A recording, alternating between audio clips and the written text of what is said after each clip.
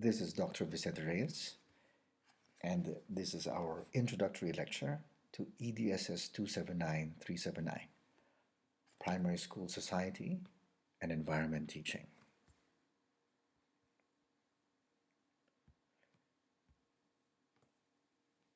One major question that I will be addressing for this lecture is what you can see on the screen. Why do I teach social sciences? And in addressing this question, I have two other questions to ask you. The first is, how relevant is humanities in today's world? Secondly, how can geography be used to improve society? In order to address these questions, I think it would be best to start with a very quick reflection exercise. I have three choices that I give you. First is a quotation from Horace Mann.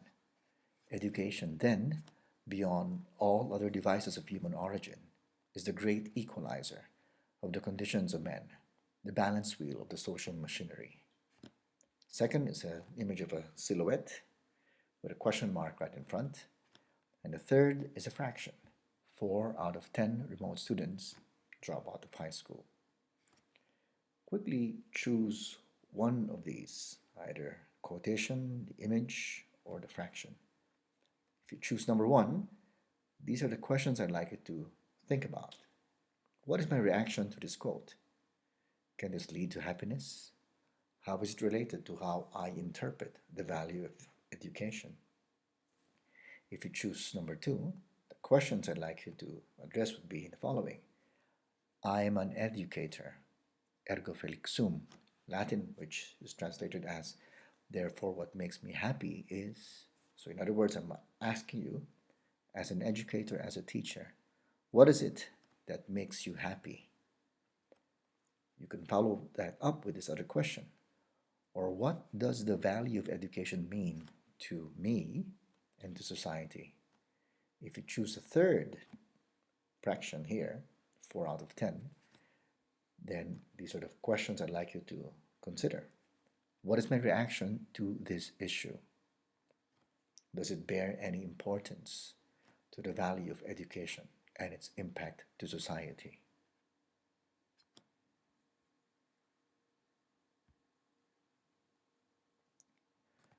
Given those two choices, I choose the first one. I think that what makes me appreciate the value of education is that I firmly believe that it is a great equalizer.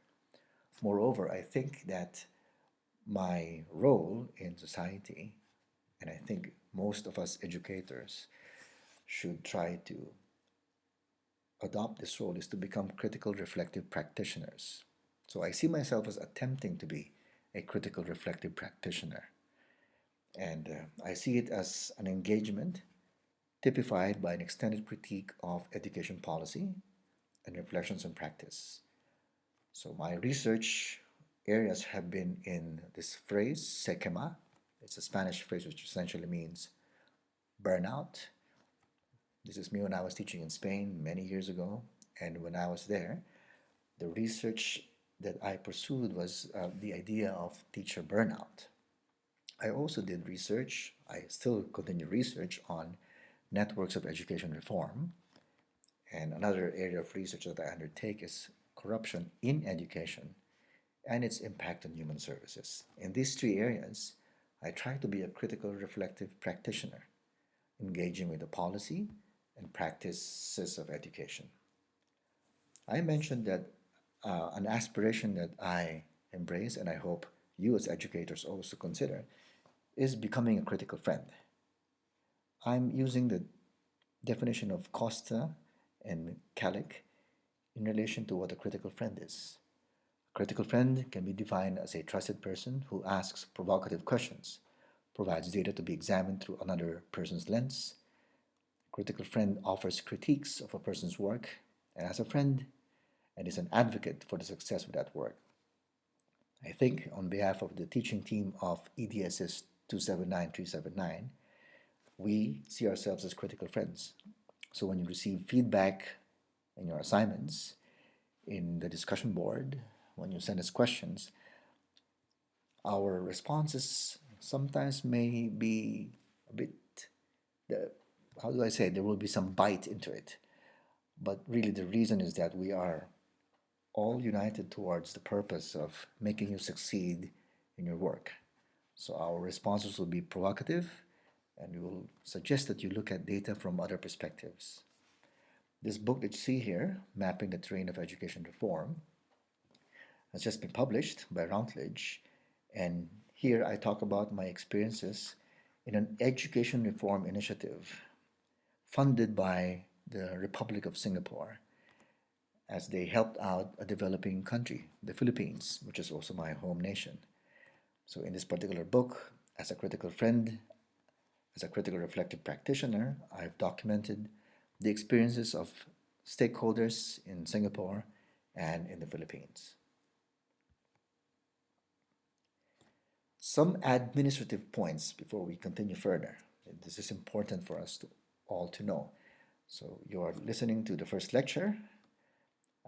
It's Introduction to the Humanities and Social Sciences.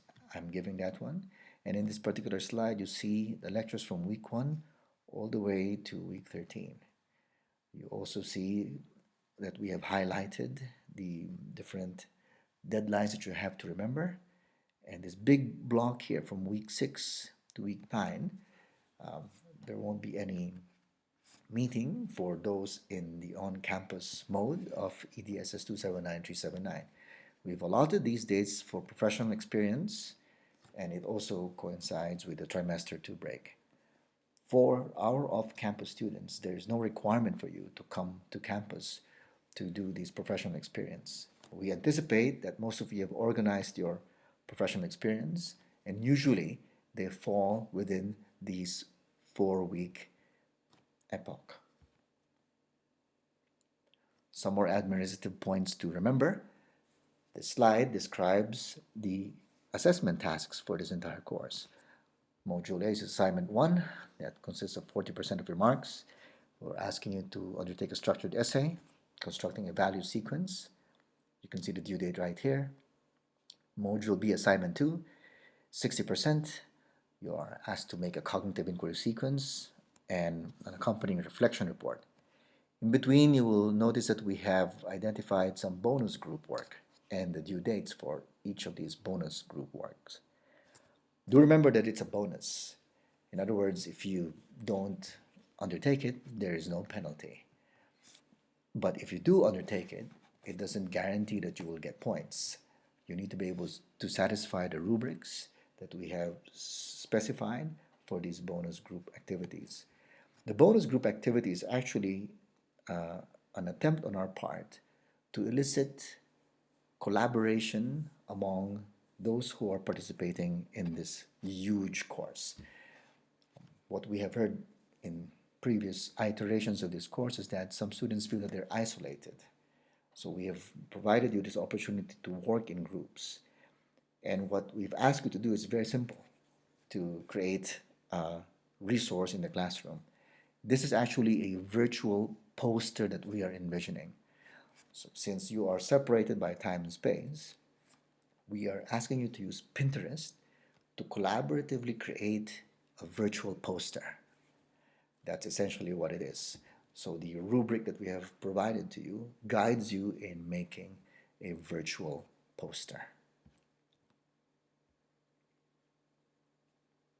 Our shared objective for this unit is for all of us to be undertaking constant reflection. Now, when I say reflection, I mean 3 things. First is reflection in action. That's when a surprise occurs, something, a revelation, something that you have realized, something that you suddenly know about. The other one is reflection on action. We hope that after you read the topic notes, reading the prescribed text, interacting with your colleagues, with your lecturers, with your teachers, you can reflect after the event. But our real goal is for all of us participating in this course to become reflective practitioners. This is defined as the capacity to reflect on action so as to engage in a process of continuous learning, which is one of the defining characteristics of professional practice. We hope that even after completing the unit, even after completing your degree, and while you are a teacher, you should continue to learn, continue to become a reflective practitioner. Earlier, I mentioned that I do research on burnout. One of the predictors or causes of burnout is when teachers have lost the motivation to learn. They have stopped learning, therefore, they become more prone to falling into burnout. Let's get the ball rolling with this lecture. So, what is most important to the happiness of young adolescents? I'm asking these questions because I think it is related to the value of humanities. And I'm going to use Aristotle as my reference point here. Aristotle's search for the good is a search for the highest good. And he assumes that the highest good, whatever it turns out to be, has three characteristics. It is desirable for itself, it is not desirable for the sake of some other good, and all other goods are desirable for its sake. In fact, if you carefully look the Nicomachean Ethics of Aristotle, what he talks about as the greatest good actually is about humanities, about the love for intellect and the love for the greatest good for mankind. So this gives you a clue as to the importance of humanities. It actually leads to happiness. Speaking of happiness, let's take a look at this list that I have prepared. I have listed down 25 items. First, being known as a popular student. Second, being known as a smart student. And as you can read, it goes down to number 3, how good looking people think I am, all the way down to whether people think I'm cool. Now, this is my question for you. How well do you know your primary school student? I'd like you to think of a typical primary school student. It could be upper primary or lower primary. And then ask this particular student, this typical primary school student, identify 3 things in this list which will make you happy. Just top 3. Will it be number 1? Will it be number 2? Will it be number 3? Will it be number 4? How well do you know your primary school students? If you look at this list, if I ask you, what would the top 3 be? What would your answers be?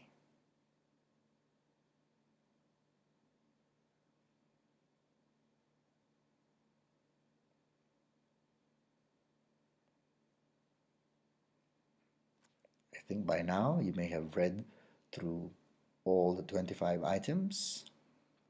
Again, my question is, how well do you know your primary school kids? And if you have thought about, if you visualize a typical primary school student, what would be the top 3 answers that they will identify? Answers that for them would make them happy. Okay, let me tell you what the findings of my research are when I ask this question to primary school students. So here is the response in year 1. If you notice, the life goals and aspirations of primary school students, the first one is to be filial. Now, to be filial means to be loyal to family. Filial is Latin for child or offspring. So to be filial is to be a good son or a good daughter. So this is number 1. Primary school students identify this as that aspect that will make them happy. Right. Next is, well, to respect myself.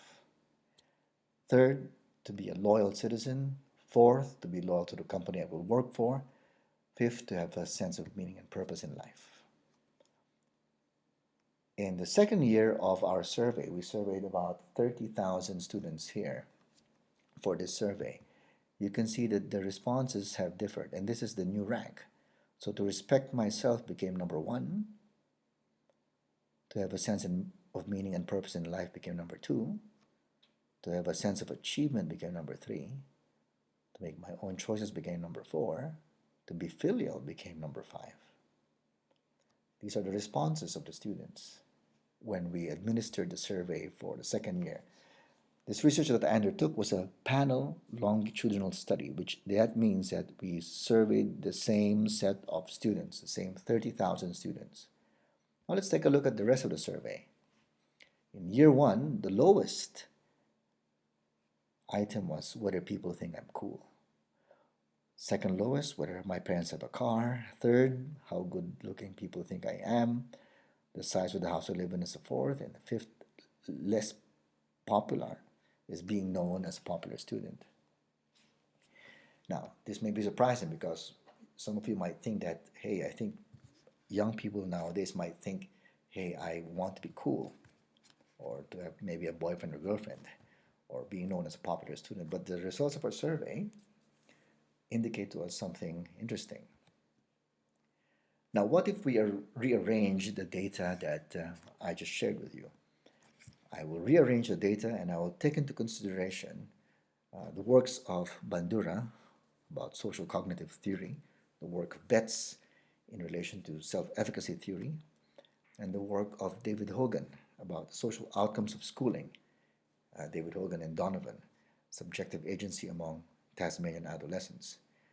If we do that, what our data tells us is that 32.7% of the responses of primary school students can be described as traditional. 56.9%, the greatest proportion, can be described as modern, and 10.4%, the lowest of all three, can be described as postmodern. Traditional refers to family. Modern refers to self, the idea of independence, of self-determination. Postmodern refers to image.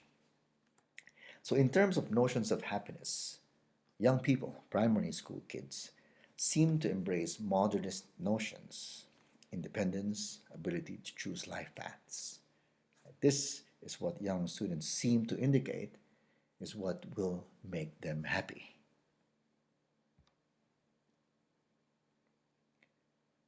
So now that we know what makes primary school kids happy, the next question I'd like to ask would be this: how do young people, adolescents, identify the value of education? So I have this table once again. It's not as extensive as the previous one. Here I only have 1, 2, 3, 4, 5, 6, 7, 8, 9, 10, 11 choices. First is learning about yourself.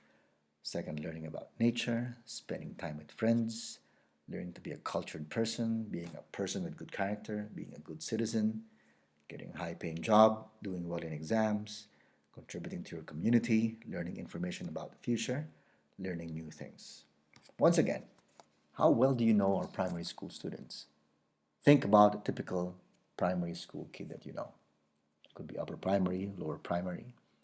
And ask them, imagine if you asked them to rank what they think is the value of education. Ask them to rank only the top three. What do you think would the typical primary school student in your mind say would be number one, what would be number two, and what would be number three?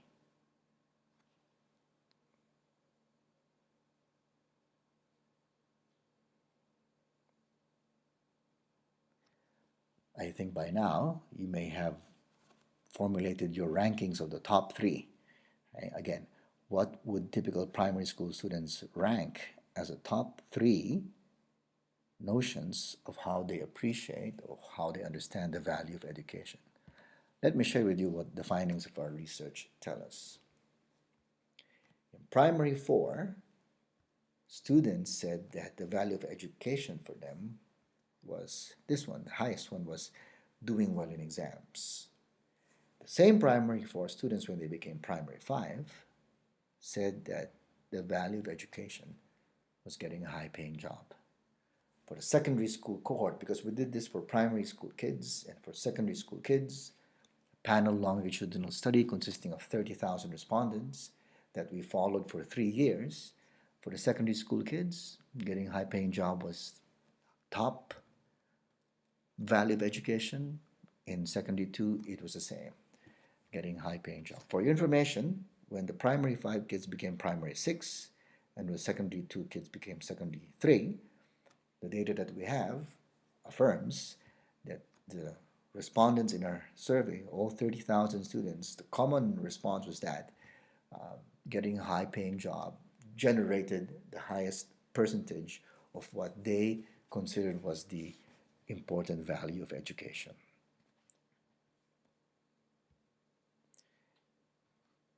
So, how relevant is humanities in today's world? Man and his contemporaries passionately argued that schools could help promote literacy, eliminate poverty, hasten the assimilation of immigrants, and teach moral values, time, discipline, and a hearty work ethic. The humanities can be described as a study of how people process and document the human experience. Since humans have been able, we have used philosophy, literature, religion, art, music, history, and language to understand and record our world. We have tried to understand our main target clientele, if I can use a term for business, primary school kids. And what do they tell us? Given that our young people embrace modernist notions of happiness and that they seem to value education in purely economic terms, if you remember the statistical findings that I shared with you, they considered ideas that would make them happy fall into the modernist notion. And when we asked him about what the value of education was, it seems that getting a high paying job, purely economic function, emerges as the highest value of education that the respondents have identified. Given these two conditions, how do these present day realities impact you and me, impact all of us as humanities educators?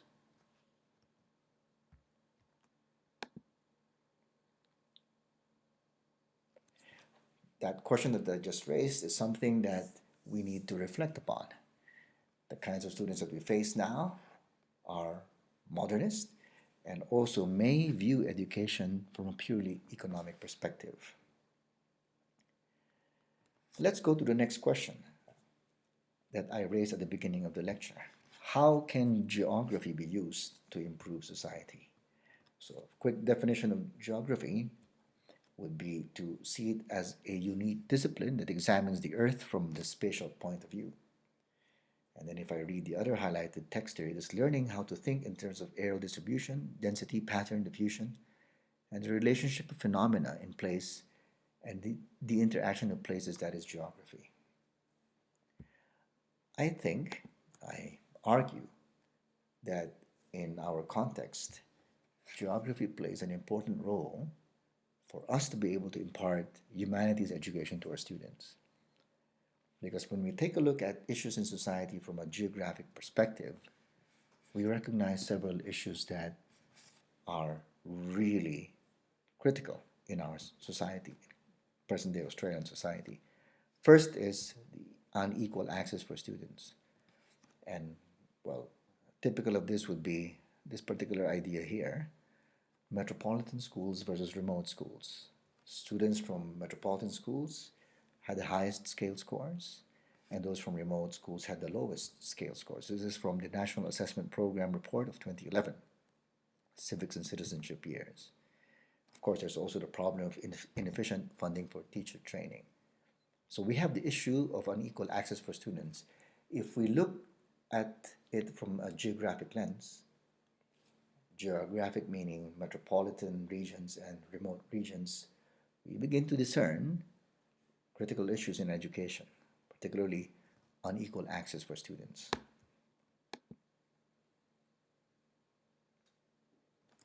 If we continue looking at our society from the lens of geography, we will also understand that there exists unequal outcomes for students. Here is the perfect example of that. Nationally, the performance of non-Indigenous students was higher than that of Indigenous students at year 6 and year 10. And I'm just looking at this from the 2010 National Assessment Program Civics and Citizenship Year 6 and 10 report. You can find the reference right here. Geography is helpful as a tool in the humanities, right? Geography helps us understand that there are critical issues, particularly in access, unequal access, and unequal outcomes. At the same time, we realized that based on the survey that I have shared with you, the survey findings, we noticed that the majority of the students reported that they view happiness in modernist notions. That's one. And that they also seem to value education from purely economic terms. Now, this is the terrain that you and I are going to be navigating when you become teachers, when you go back to schools. You have young minds, young individuals who are independent minded and who seem to look at education from a purely economic perspective. And at the same time, the society that you will be facing, the Australian society, also has some niggling issues. Niggling in some parts, critical and serious in other parts, that pertain to unequal access and unequal outcomes. In between all these issues, our role is to try to help our students discover happiness. But the happiness that I'm talking about here is not the happiness that you get when you go to a party. It's actually the happiness using the Aristotelian Nicomachean ethics, which is achieving the highest good, which is the benefit of mankind. This is the challenge that humanities educators face. The world is not really a bed of roses, but with the lens of history, with the lens of geography, we are able to lift the spirits of our students to see that there's hope and that there's really optimism and promise. At this point, I'd like you to remember this slide that I showed at the earlier part of our lecture. Our goal is to make all of us reflect. Reflection in action. In this particular lecture, were there any surprises? Were there some things that you did not understand, that you did not expect? Now let's reflect on the action. Let's take a look at some of the points that were raised. When you recall some of these points, what are some of your insights? More importantly, what are some of your questions? When we take a look at reflective practitioners, I personally view all of you as undertaking a learning journey in EDSS279 and 379.